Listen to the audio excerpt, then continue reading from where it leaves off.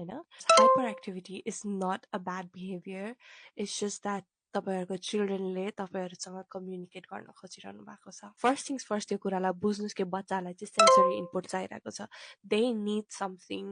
To get them engaged with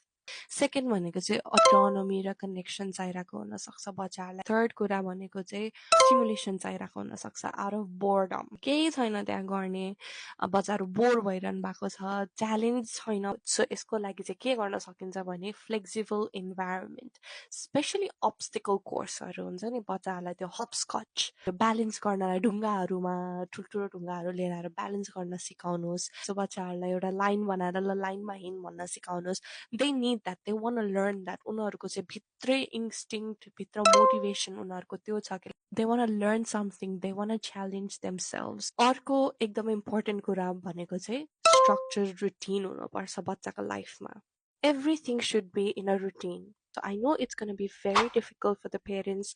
to follow this, but educators are like, I don't think yoga is hot, but Nepal's education system is very different from here, so I can understand that as well. जति पनि एक्टिभिटिजहरू गर्नुहुन्छ तपाईँले through out the day अथवा घरमा बच्चाहरूसँग खाना खुवाउने नुहाउने सुत्ने खेल्ने पढ्ने सबै एक्टिभिटीहरूलाई चाहिँ एउटा स्पेसिफिक टाइम दिनुहोस् र त्यो टाइममा चाहिँ कन्सिस्टेन्टली स्टिक हुनुहोस् ताकि बच्चाहरू चाहिँ एउटा रुटिनमा हुनुहुन्छ just think of it as हामी ठुलो मान्छेहरूलाई कसरी बानी पर्छ बच्चाहरूलाई पनि त्यसरी नै बानी पर्छ आज एउटा कुरा गर्ने भोलि अर्को कुरा गर्यो भने बच्चाहरू कन्फ्युज हुन्छ and they start acting out अनि third thing which is really really really helpful with hyperactive children is pretend play खेल्यो ल खेलिसक्यो अब चाहिँ त्यो उसलाई पनि एकदमै टायर्ड भइसक्यो होइन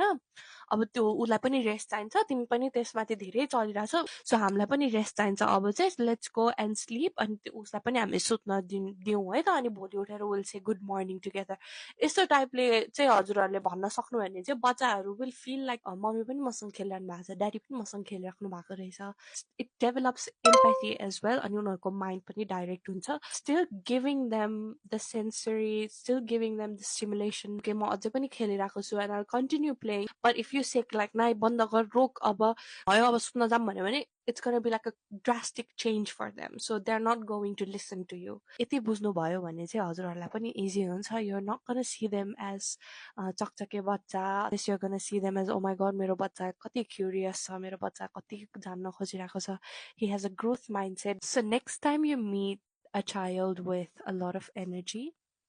don't quiet it. तपाईहरु पनि त्यो एनर्जी च्यानल गरेर give them power because energy is power.